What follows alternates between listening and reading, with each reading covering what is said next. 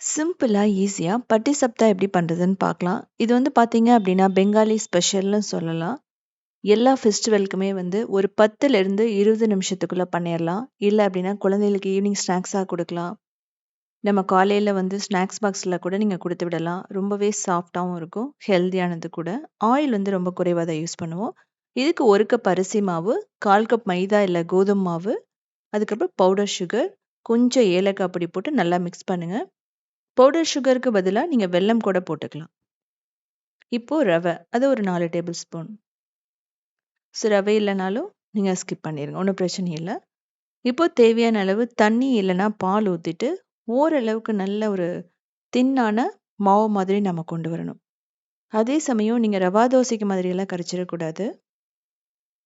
நீங்க கரண்டிய திருப்புனீங்க அப்படின்னா, அது வந்து கொஞ்சம் ஒட்டணும். அதான் வந்து பார்த்தீங்கன்னா, ஒரு பதம்னு சொல்லுவோம். இதுல வந்து நீங்க காரம் பண்ணலாம். இன்ஸ்டன்ட்டா நம்ம தோசை கூட பண்ணலாம். பேக்கிங் சோடாலாம் எதுவுமே தேவையே இல்ல. அது 10 நிமிஷம் விட்டதுக்கு அப்புறமா ஃபில்லிங்க்கு வந்து பால், அதுக்கப்புறம் பால் பவுடர் போட்டுக்கலாம். இதுக்கப்புறம் கோகனட். தேங்காய் வந்து ஃப்ரெஷ் ஆனது, டெசிகேட்டட் நீங்க எது வேணாலும் யூஸ் பண்ணலாம். இது 2 விதமா பண்ணலாம். பால், அதுக்கப்புறம் தேங்காய், வெல்லம் போட்டும் பண்ணலாம். பால் பவுடர் எல்லாம் ஆப்ஷனல் தான். இப்போ ஃப்ளேவருக்காக நம்ம ஏலக்காய் போடுறோம். வெல்லம் இல்லைன்னா நாட்டு சர்க்கரை, அரிசி மாவு ஒரு 2லேருந்து 3 டேபிள் ஸ்பூன் போட்டீங்க அப்படின்னா, நல்ல திக்காயிடும். இது ரெடி பண்றதுக்கு 2 நிமிஷம் கூட ஆகாது. தேங்காய் ஃபில்லிங் பிடிக்காதவங்க கடலைப்பருப்பு, துவரம்பருப்பு, பாசிப்பருப்பு எந்த ஃபில்லிங் வேணாலும் போட்டுக்கலாம். இப்போ நெய் வந்து 1 டேபிள் ஸ்பூன் போடுறோம். நெய் எல்லாமே வந்து பார்த்தீங்கன்னா, உங்களுக்கு ஆப்ஷனல் தான். ரொம்ப ரொம்ப இன்ஸ்டன்ட்டா பண்ணக்கூடியது. இதெல்லாம் இல்லாம தேங்காய், அதுக்கப்புறம் பவுடர் சுகர், ஏலக்காய் போட்டு மிக்ஸ் பண்ணிட்டு அந்த சிம்பிளான ஃபில்லிங் கூட நீங்க வைக்கலாம். நான் வந்து ரொம்ப டீட்டெயிலா காட்டியிருக்கேன். இப்போ கொஞ்சம் ஆறுனதுக்கு அப்புறமா நம்ம தேவையான ஷேப்ல சின்ன சின்ன உருளைகளா பண்ணி வச்சுக்கலாம். ஈக்குவலா வந்து நீங்க டிவைட் பண்ணி வச்சுக்கங்க. இதுலயே இன்னும் நீங்க ஹெல்தியா வேணும்னா பாதாம், பிஸ்தா, முந்திரி இதெல்லாம் வந்து அரைச்சு கூட பவுடர் பண்ணி பண்ணலாம். அதுமே வந்து பார்த்தீங்கன்னா ரொம்ப நல்லா இருக்கும். இப்போ பேன்ல ஃபர்ஸ்ட் வந்து ஒரு தோசை மாதிரி ஊத்திக்கணும். அதாவது ஒரு பேன் கேக் மாதிரி தின்னா ஊத்திக்கங்க.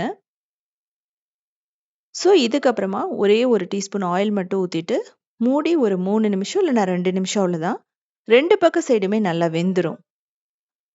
இப்ப இந்த ஃபில்லிங் வச்சுக்கலாம். ஃபில்லிங்க வச்சுட்டு நம்ம வந்து க்ளோஸ் பண்ணிடுவோம். அவ்வளோதான். உங்களுக்கு பார்த்தாவே தெரியும். நல்லா சாஃப்ட்டாவும் ரெடி ஆயிடுச்சு. இதே மாதிரி நான் பிகினர்ஸ்க்காக 2, 3 விதமா காட்டுறேன். இந்த பட்டி சப்தா அப்படிங்கிறது வந்து பார்த்தீங்க அப்படின்னா, நம்ம ரோல் மாதிரி வந்து பண்றோம். நீங்க வந்து பாக்கெட் மாதிரி கூட பண்ணலாம். அது மட்டும் இல்லாம, நம்ம ட்ரையாங்கிள் ஷேப்லயும் பண்ணலாம். இது வந்து ட்ரெடிஷனலான ஒரு மெத்தடு. இதுலயே வந்து பார்த்தீங்கன்னா, நீங்க வெல்லம் மிக்ஸ் பண்ணீங்க அப்படின்னா, கொஞ்சம் ப்ரௌனா வரும். அது மட்டும் இல்லாம கலர் ஆட் பண்ணிட்டு, ஒரு லேயர் பண்ணிட்டு, அதுக்கு மேல ஊத்துனீங்க அப்படின்னா, அதுவுமே வந்து பார்த்தீங்கன்னா, டிஃப்ரெண்ட்டா இருக்கும்.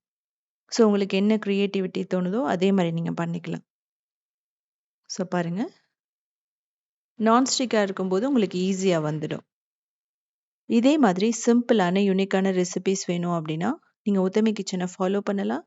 கிரியேட்டிவ் வேர்ல்டுன்னு சொல்லிட்டு இன்னொரு சேனல் இருக்கு. அதுலயுமே வந்து 2000 ரெசிபீஸ் இருக்கு. சிம்பிளான வெஜிடேரியன் ரெசிபீஸ் தான். அது மட்டும் இல்லாம சவுத் இண்டியன் ஃபுட்ஸ் டாட்ங்கிற வெப்சைட்டையுமே ரன் பண்ணிட்டுருக்கோம். கிட்டத்தட்ட 8000 ரெசிபீஸ் ஸ்டெப் பை ஸ்டெப் ஃபோட்டோஸோட இருக்கும். பார்த்துட்டு கமெண்ட் பண்ணுங்க. இது நீங்க பண்ணியிருந்தீங்க அப்படின்னா, என்ன எக்ஸ்ட்ரா போடலான்னு சொல்லிட்டும் கமெண்ட் பண்ணலாம்.